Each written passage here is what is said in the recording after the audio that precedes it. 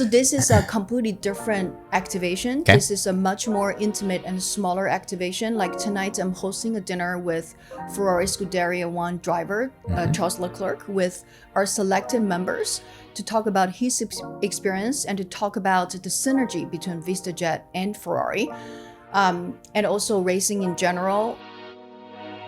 Welcome to the Luxury Travel Innovators podcast. I'm your host, Adam Deflorian, founder and CEO of AZDS. Let's take off.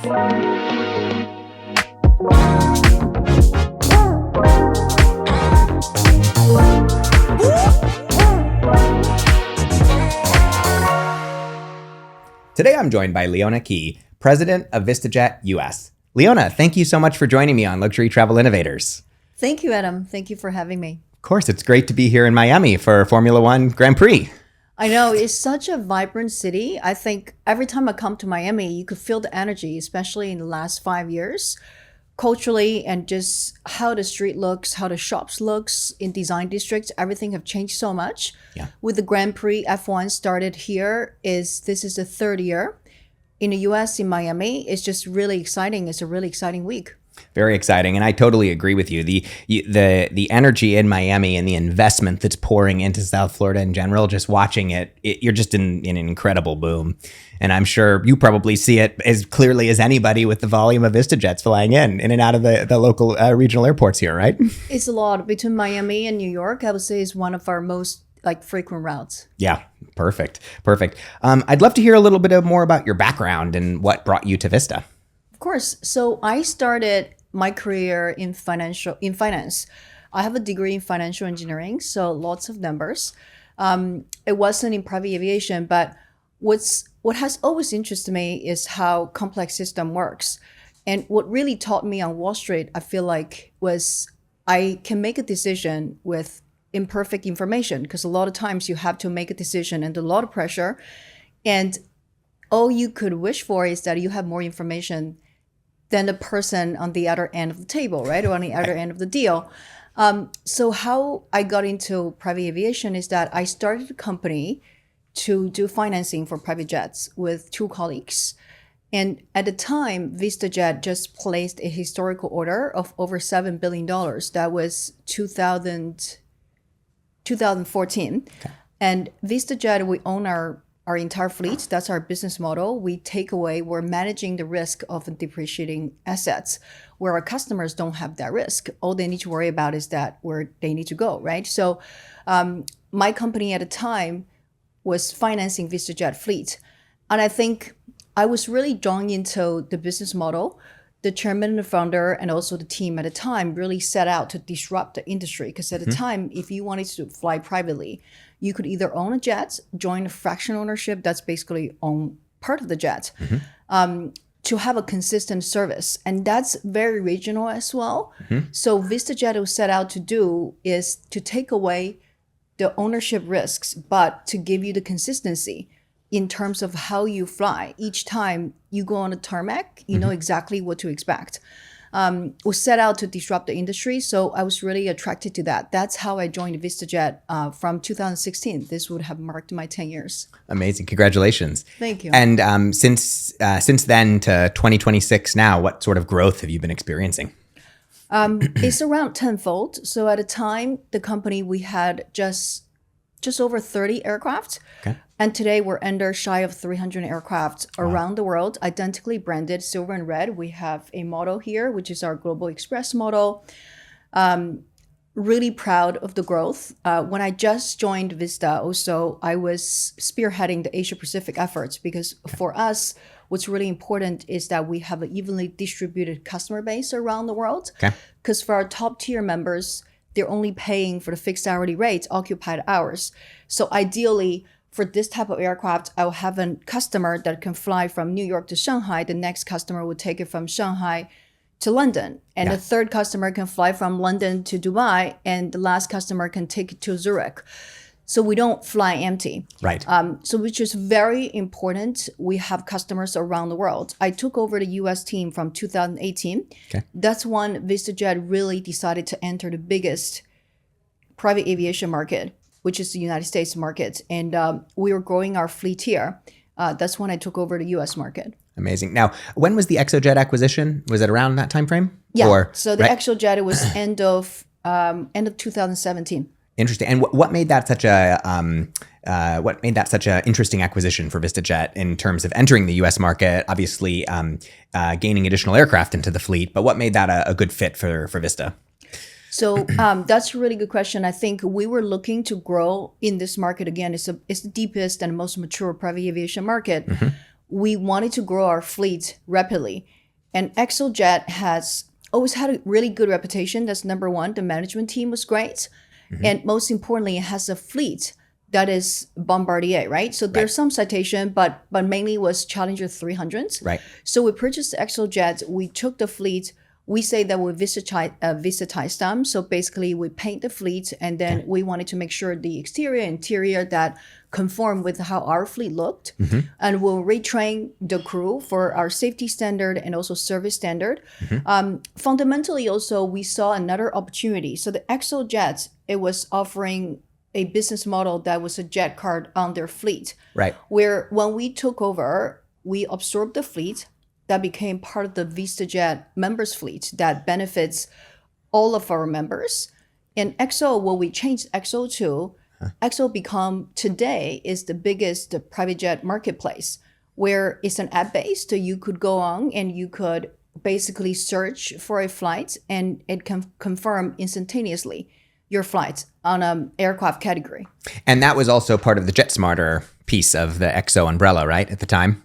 Correct. We also acquired JetSmarter at the time, with but mostly for the app. The technology to be able to service what you just mentioned, right? Exactly. And on that Bombardier 300, right? And I know there were some Citation 10s, which I'm guessing have phased since then, since that point in time. But for the U.S. market in particular, that the Challenger 300 and the ExoJet fleet, or the new CL 350s, I would guess is one of the most capable aircraft for the United States, right? Because it has a flat floor, it has almost a large cabin in its interior, but it allows you to fly missions that would basically cover the entire continental United States. Is that right?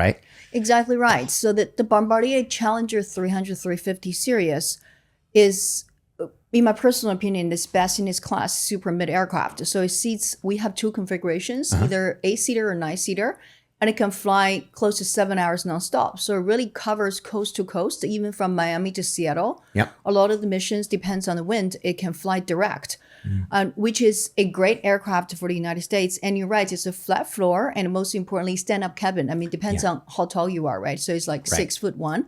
Stand-up cabin.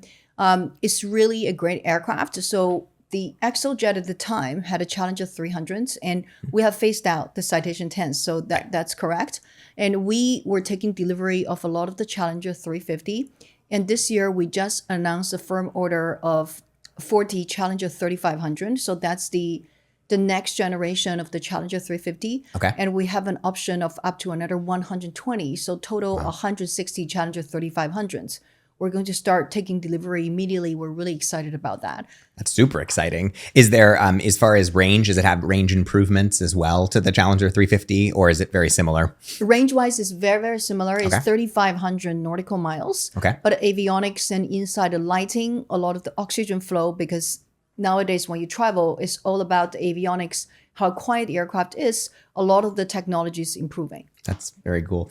So I'm very familiar, with the private aviation space, and you mentioned the fractional model, whether it be, the most known, of course, being NetJets and that world, and then the private charter world with, as you mentioned, right? I think there's, especially when people enter into the space, there's a lot of confusion, right? Because there's so many, operators that are brokers, and then they are actually owned operators, and then there's owned planes that are inside of, a managed system. So VistaJet, by owning the aircraft, right, you have ultimate control over the quality of the aircraft, what the customer is going to expect. What are the other elements that really set Vista apart from everything else in the marketplace today? Of course. So I think under the Vista family, the ecosystem, we have two major brands. So one is VistaJet. I will talk about VistaJet first. Yeah. VistaJet is ultimately offers our members a flagship program, offers the consistency and guaranteed availability on our closed fleet, which is our silver red fleet. I think what really sets us apart is that we take away the ownership risk, the depreciating assets for our customers. whether they are Fortune 100 companies or they're ultra high net worth individuals, it's a CFO's dream because you can forecast how much you're going to spend on private aviation. And I think the second biggest element that really sets us apart is that today we're the only truly global aviation company, meaning that we cover pretty much the entire globe. Yeah. We have we published a book with a Sue line, the Art of Flying book. Okay. We've gone to 96% of the globe. So some of the pictures, the nice pictures here, you will see, as long as the runway is long enough and is safe enough, we have pictures, information of the terrain. Our customers want to go, we'll fly there. Yeah. We're a truly global product. We position our challengers on different continents. We use our global 6,000, 7,500, now 8,000. We just took delivery of the first Bombardier Global 8,000, commercially operated, into our fleet to fly our customers, to connect to people around the world. So we're truly global aviation company where we can give American customers the consistency they need, right? The service, same as Asian customers or European customers. That's our second point that really sets VistaJet apart. And the third point where I think what's really different is that we pride ourselves in the best in-cabin experience. We wanted to make sure that just because someone is taking a flight doesn't mean that their lifestyle from the ground to the sky have to be interrupted. Right. We go to extreme length to make sure that how we train our cabin crew, including, from the safety of our pilots to our flight attendant, for example, they're not only, they obviously have safety training, but they're trained with the British Butler Institute for service. They're trained with the Wine and Spirit Association. They're at level 2. So that they know how to service wine. You could do your wine tasting at 40,000 feet. Yeah. We even published a book, is The Wine in the Sky. And we wanted to explore with our customers what kind of wine can, when you're tasting it at a sea level and tasting at 40,000 feet, you could have the same taste. And we have our own mixologist that did cocktails so that your Bloody Mary tastes the same in 40,000 feet, because a lot of times the sense, like our taste bud is different, right? Yeah, 40,000 totally. feet. They're trained for all sorts of things. They've trained, we took 2 years to train them with the Northern College in London so that they have childcare knowledge. They're trained, they know how to do CPR on dogs. We have VistaPet. So fundamentally, we wanted to make sure that the cabin of our plane is a home away from home and office away from, it's a boardroom. It's a flying boardroom for our customers. I think that's what truly sets us apart, because fundamentally what we're doing is to create memories and experiences for our members, not just about taking someone from point A to point B, because a lot of companies can do that. Commercial airlines can do that. Right. That's where we really think is the heartbeats of our company, that we set ourselves apart. That's really inspiring, especially because, when I think about it, being in hospitality for the last 20 years, right, you guys really are a hospitality company, right? You're not just a transportation company. As you mentioned, people can transport human beings, but it's how you make them feel during that period of transportation that's so unique to Vista, I would assume. Is that right? That's where we're thriving to achieve, because we're fundamentally in the service and hospitality business. Yeah, totally. That leads me nicely to events and activations, because hospitality, you are a hospitality business. So of course we just wrapped up with the Masters at Augusta, and now we're down here in Miami for Formula One. What types of events and activations is Vista particularly proud of and is a part of, and why? Of course. So we do events. There's really not like one size fit all. What we're doing, the events we're doing around the world, is really, we observe what are our customers' passion points, and we wanted to activate those events, big and small, tailored to our customers. Like, I'll use Augusta as an example. Augusta is really, I think CNBC calls it the Super Bowl for private jets. There are literally over 4,000 private jets took off and landing during those 10-day period to a very, very small airport, an FBO, right? So, and a lot of people go there is not just for golf. It's really to connect with people and to get deals done, to build relationship and partnerships. So we started our Vista House from last year. This is our second year. We basically activated it. We built a space that incorporate our brand DNA. When you walk in, it smells like the VistaJet cabin, and you could see our signature, like for example, the book, and we have our signature canopy is being flown around, and our cocktail. We wanted to make sure that our members have a space that they could relax and to connect with the other members, because a lot of our members, they wanted to see other successful individuals, entrepreneurs. Right. We also have, we have our brand ambassador, for example, Patrick Reed. He came and then he gave a speech to our members on Friday nights. We had different performances from a country band, and we have a podcast from sports podcasters to analyze the events. We give our members access to Double Eagle Club. Again, it's very, very close to the course so that they can put their stuff down, and then they can, again, it's another touch point for them to connect with other people, other members. And we're really happy. The reason that we're doing that is because this is, again, an event where people spend a lot of effort to get there. And when you land after this very expensive flight, and the stress really starts, right? So typically what people remember is the last touch point from our company about that experience. One of our service team, we have a quality insurance team on the ground from our operations to make sure that customers, one, they can find their ground transportation, their car, because the car will go on a tarmac. It's a very, very busy and hectic place. How do we make that experience frictionless and make sure that our customers are, they could feel relaxed? And one of our members created this wellness green juice. So when they land, they will receive this wellness green juice. So help them to replenish, and then they get on the car and go to where they need to be. Very, very cool. How about here at Formula One Miami? What are you doing for the Grand Prix? So this is a completely different activation. This is a much more intimate and smaller activation. Like tonight, I'm hosting a dinner with Ferrari Scuderia 1 driver, Charles Leclerc, with our selected members to talk about his experience and to talk about the synergy between VistaJet and Ferrari, and also racing in general. And on Friday, Saturday, and Sunday, we're hosting selected members to the Paddocks Clubs with Ferrari. Oh, wonderful. How many VistaJet fleet aircraft landed for the Masters approximately? I'm just curious. Do you have any idea? Since you said it, the Super Bowl, 4,000 landings. Is it a pretty good number? 4,000 landings. I would say today, VistaJet is about 5%. 5%. Of the entire market share. It's around 5% of the 4,000 jet landings. So very cool. We're obviously looking for that number to climb in the next years. And I'm sure it will, especially with the additional order. Back to the fleet for a moment. So we talked about Bombardier. Do you also have Gulfstream in the fleet, or is it exclusively Bombardier on the VistaJet side? As of today, we still have Gulfstream. We have Gulfstream, and also we have some Embraer as well as Dassault Falcon. So those aircraft, we didn't take delivery from the manufacturer. Those are rather through other acquisitions. So throughout our time, when we try to grow very quickly, we did several major acquisitions. Those are the aircraft from other makers. Oh, Jet Edge too, right? You acquired Jet Edge, so that was probably a bunch of the Gulfstreams and the Falcon, right? Or the Falcons. We acquired Jet Edge in the United States. We also acquired Air Hamburg in Europe. Got it. Now, in regards to, we talked about activations, right? And on the ground activations.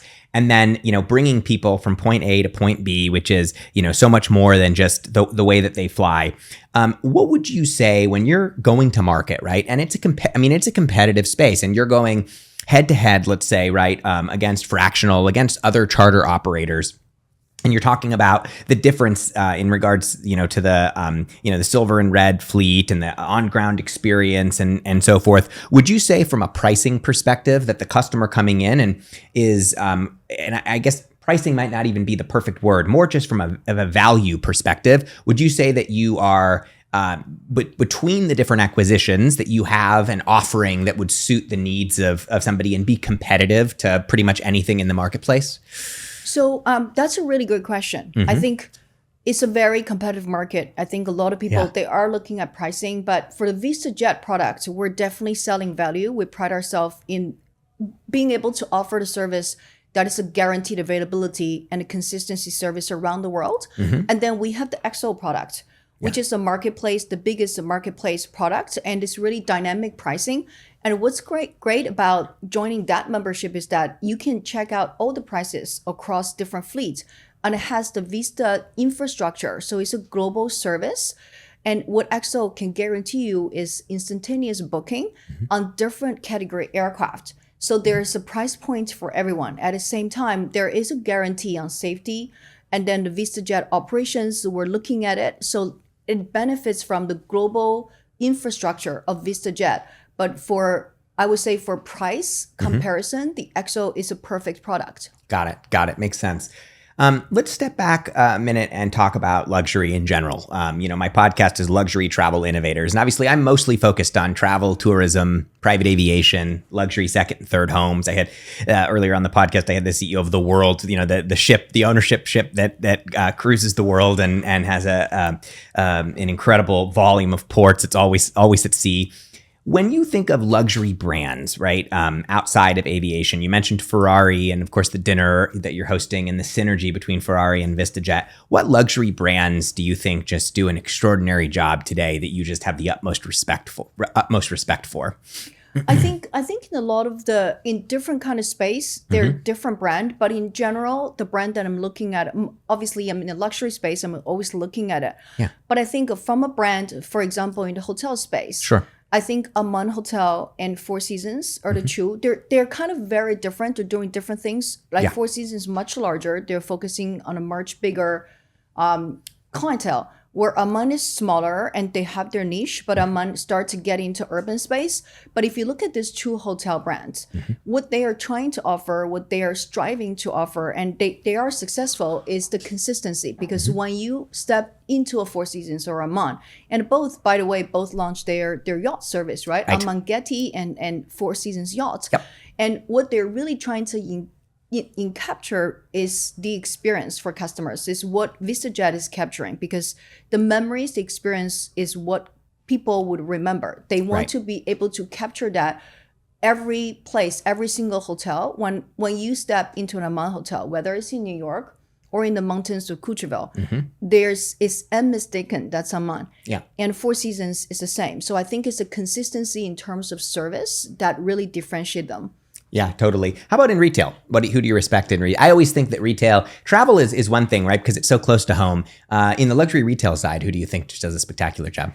I think retail, the luxury retail side is a very interesting time that we're talking about, because after COVID, they all experienced surge, right? Like you're talking about people raising prices, like Christian Dior, Chanel, Louis Vuitton, they all raise price a lot. And then you have your Prada, but one brand that really differentiates itself is, I would say, it's Hermes, because I think what Hermes has been really successful over the years is the consistency, because Hermes core customer base, they are very, very affluent customers. Yeah.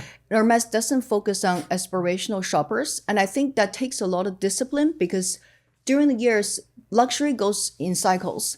And in the years when the cycles are really going up, I think a lot of other brands are trying to make as many products as possible so that they could satisfy the demand. Where Hermes, it takes discipline. It doesn't mean that Hermes doesn't want to make more money, but they're not trying to make more products so that they could satisfy that demand. Right. So in a downturn like this for now, for the luxury, if you look at 2025, 2024, and first quarter of 2026, given what's happening in the Middle East, Hermes is doing much, much better than other products. So I think that's a brand that, if I look at it, because it truly differentiates itself from other brands. The customer base they're trying to focus on, they're trying to protect, because those are the customers that fundamentally will help them to weather the storm through ups and downs. Totally agree. Yeah, no, I think, and also just the model of, it's intentional, right? The way that it's actually challenging to obtain certain Hermes leather products, of course, as we know, but it's, while other brands have looked to increase distribution on digital channels, they have actually went the opposite, which is quite admirable, I think, from a luxury perspective. Definitely, because it takes discipline, right? To make, in the short term, maybe they're making less sales, less volume, but in the long run, it protects the brand and, most importantly, protects the margin. Absolutely. I'd love to pivot and talk a little bit about technology, as well as AI, of course. So I would assume that from a fleet planning perspective, as well as a maximizing overall utilization, minimizing dead legs, and overall fleet optimization, I would assume you've seen in the last, year plus, right, with the improvements in AI, a lot of advantage. So I'd love to hear how you guys are using it. What are you investing in? What progress have you seen? Of course. So as a company, we have, because we own our fleet, so the utilization is very, very important to us. We actually have been using and investing in AI for years, not just the last couple years. Yeah. We have our internal proprietary system that helps with the fleet optimization that we have been using for years. And in the past 2 years, what we have been using and investing is incorporating AI into other aspects, from client service, for example, to private dining, because client service, a lot of times, I'll give you an example. If we're booking a flight, a lot of times people said that, okay, I want to book this flight. I'm going to come to Miami Grand Prix. I think I'll have 2 passengers, but I don't know the second person's name. So now it's just me. And then when it's a week away, it could be like, oh, no, now I'm going to have 5 passengers. Right. So, and here are their passports. So they might not have, they would say, okay, just reserve 5 passengers for me. And I wanted to order food for 5 people. And then, because they're just constant changes, right? Of course. So before, from a flight, on average, from the time a flight is booked to when the flight actually happens, typically there's like maybe 100 changes. So a lot of times our team, they're very, very good. But again, humans, we can make mistakes. And I'm not saying AI is not making mistakes, but what we're using AI to do is that a lot of this stuff now, they're automated. So they could help to do the checking, right? Passport, your driver's license number, we could do that. And we're also using AI to help populate our private catering, private dining menu, because what AI would help us to remember better, is that for this customer, here are the 5 restaurants they like the best. And we're rotating through. So here's the dishes they order. So for this flight, we'll order from restaurant A, and the next flight we'll order from restaurant B. So that really helps. And also area that we're really incorporating and is really helping a lot is our billing. So from accounting, so we're using AI to help analyze billing. Because a lot of our billings, as you know, as you can see, right? Because we're flying to different routes, and if we're flying long and then we're flying into event, there's always extra fees. So the billing is very, very complex for our system, and it's very, very important, because no one wants to receive a bill that is overcharging them. Of course. So we're using AI in that space as well. Absolutely.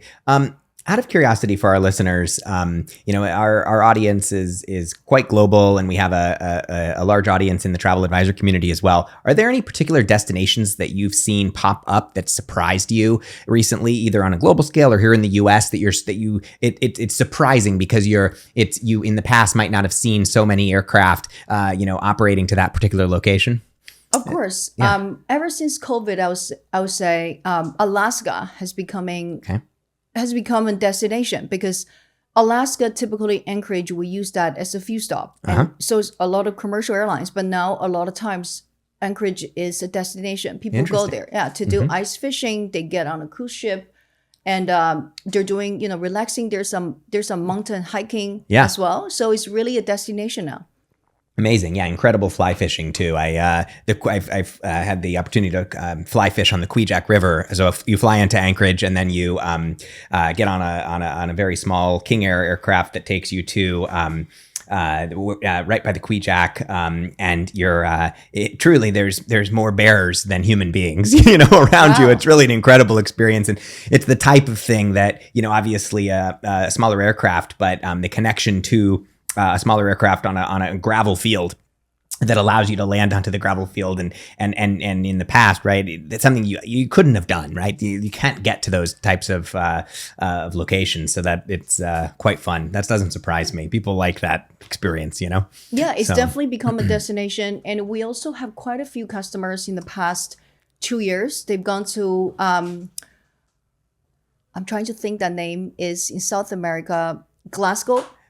Yeah. So it's a lot of people going there. That's another destination that's popped up. Interesting. And I think about 3 years ago, a lot of people were going to Rwanda to see the gorillas. Interesting. I guess I'd go to Rwanda to see the gorillas. Sounds fascinating. I saw some of the pictures. They're impressive. They're really, really close, close up. You can see the gorillas, especially the baby gorillas. They're so precious. That's amazing. Do you guys do events for VistaJet's top customers outside of, what we talked about, right? Formula One, Masters, but do you do any sort of, trips and particular locations with where, five VistaJets will fly a particular group of people to a location and you guys are putting on some sort of activation around it that's not sports related? Yeah, of course. We did that in the past, and we're continuing to work with our partners to curate those events. Yeah. For example, we did event with one of the Scotch makers in Scotland, and we're flying customer in. They could tour the castle, and they're buying the limited edition Scotch. We did that for our customers. We also collaborated with a chef in South America. We're flying several customers to the Amazon River, and they are on a boat with the chef. So the chef is cooking. So it's basically they're catching fish or catching, it's literally farm to table or river to table. Yeah. So we curated that experience. We also did a wellness journey with our customers. So we're flying our customers to a trip of the most cutting edge advanced health labs around the world to tour those for people that are very, very into health healthcare. and well-being. Yeah. Wow, that's amazing. What do you think the future holds, at least let's say, near term, next year to next 3 years for Vista? What are your prime goals? For now, we are, we have 160 Challenger 3500 to take delivery from. And also we're converting all our 7,500 to Global 8,000. We're really excited. We already have 2 of them done, and we're continuing to do the other 16 by end of the year. They're all going to be becoming Global 8,000. And one of the programs that we launched last year is our wellness program, and we're continuing to do more work. And so that program, the wellness, is really what people are focusing on, because it's not just about living longer, it's about living better, and how do you function and perform at your very best.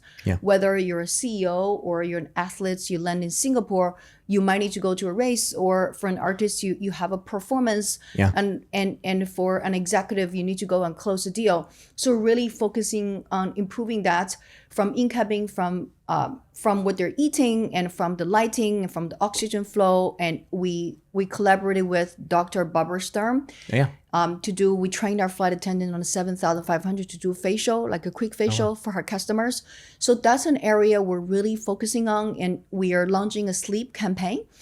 So to educate our customers, because your circadian rhythm, how you can sleep better, especially to basically conquer jet lags. That's fantastic. What percentage of the Vista flying is long haul flying versus short haul flying, like here in the US, for example?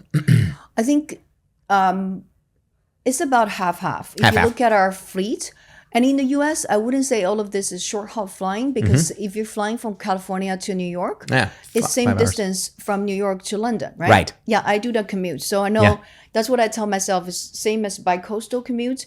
So we're really focusing, even, somebody from flying a red eye from LA to New York, they land, they have to go to the office. We're using the same rigorous as well as the same level of service and what we wanted to offer our customers in flight. It's fantastic. As ultra long haul flight. Right. Makes perfect sense. Well, Leonia, it's been wonderful having you on Luxury Travel Innovators. Thank you so much. I always finish with 3 rapid fire questions, so I'm excited to get your input. First one is, what personal travel, so vacation, are you most excited about next? So my husband and I, we have 3 kids. Okay. We take a trip, just the 2 of us, 3 times a year, and typically it's a long weekend, just 4 days, because again, we can't be away from the kids for too long. Our next trip is to Venice, end of May, so I'm really excited. We're going to a Dior event. Okay. So Dior is curating the 4-day event, and so we can just relax. Oh, that sounds wonderful. Really look forward to that. How old are your children? They're turning all their birthdays are in the summer, so they're turning 6, 7, and 13. Okay, I have 8 and 6, so I can understand that you can't leave them for too long, or you're not going to get anybody back to take care of them again. Exactly, and I think for the age, right, 6 and 8. The 13-year-old as well. Every time, like this time in Miami, I'll go home. I'll see them Friday. They just change so much, right? Like it's every day. It's amazing, isn't it? It really is. Totally. So the show is all about the future, innovation, which I love and I'm excited about, but the past shapes the future. So I like to ask a question looking back. What do you miss about the glamorous days of travel? And since we're in private aviation, we can't do the usual better airline travel, so it has to be something else. What else was glamorous? The old days of traveling, like when I'm looking at I like to watch some of the movies, like, because I always, when I'm working or traveling, I just have something on the background. Yeah. I look at old days of travel, like the Pan Am. I really feel like I feel like, I wish that nowadays the commercial airlines, people would dress up like glamorously. Totally. I know that it's totally different with the airport security, etc., but I think that would be really nice. It would be. I totally agree. It has nothing to do with security, especially now with you don't need to take your shoes off. So it'd be nice if everybody just dressed a little better, right? A little sharper. Yeah, exactly. Yeah, absolutely. And last, it's about innovation. So what innovation in travel doesn't exist today that you think should? And it definitely doesn't have to be technology. It can be, but it doesn't have to be. So one thing that I hope that it will be in first classes and also on private jet very soon is something. So sleep health is very important to me. I personally really care about it a lot. Yeah. My husband and I got this mattress topper. It's called 8 Sleep. Oh, yeah. We got it 2 years ago, and it's really life-changing. So it's water-based, and then it can cool. So a lot of times you cannot stay asleep. It's because your body overheats. Yeah. And then you will wake up. So this really keep the mattress temperature really, really low. So it has like 10 different settings. And then it really is life-changing. And we're looking into if we could help our customers, because we pride ourselves in providing the ultimate sky sleep. Yeah. Where we work on a mattress, the firmness, all of that stuff, the blanket. But then because it's water-based, so it's a bit tough to bring on the plane. But I hope that technology will be available for people to fly on the different first classes. Mm-hmm. And I firmly believe that's the reason a lot of times travelers can't sleep well. And just the same reason while you're on the ground. Okay, so you're my second guest who's mentioned that on my podcast, 8 Sleep. So now I have to ask you, what do you do when you travel and you're staying at hotels and you don't have that? Is it a problem, or do you get used to that and then it's more difficult to sleep? I want to know, because otherwise I think I'll buy one. You actually, when you travel, you don't sleep as well because of the temperature. Even like I mentioned, Four Seasons and Aman Hotel, like I'm staying at Four Seasons this time. Yeah. They let you pick your pillow, right? So I think that definitely helps. Okay. But I also think this high-end hotels need to get those mattresses. So they need to do it. Okay. They also need to do it because it definitely is life-changing. Well, Aman's a partner of ours, so I'll tell them they need to get the 8 Yes, 8 Sleep. That's do. what it's called, 8 Sleep. 8. So the number 8 Sleep. Yeah. Okay, amazing. Is it they call it 8 Sleep because it's the magic number, 8 hours of sleep. 8 hours of sleep. Okay. A night. Yeah. Amazing. Thank you, Leona. It's been a pleasure. So great. So great. Thank you for having me. Thank you. Thanks for watching this episode of Luxury Travel Innovators. Be sure to hit the subscribe button so you don't miss an episode. See you next time.